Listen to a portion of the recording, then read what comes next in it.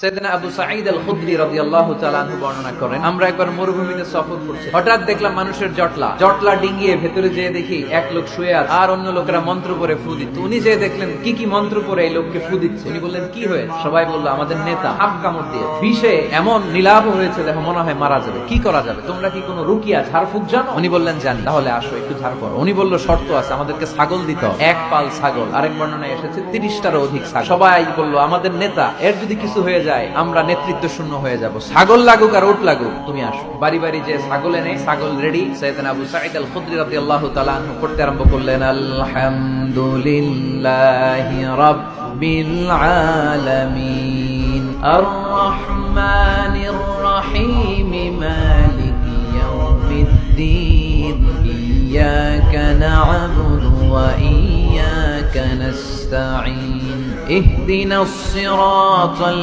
মুস্তাকিম সিরাতাল লাযীনা আন'আমতা আলাইহিম গায়রিল মাগদুবি আলাইহিম ওয়ালাদ-দাল্লিন। পড়েন আমিন।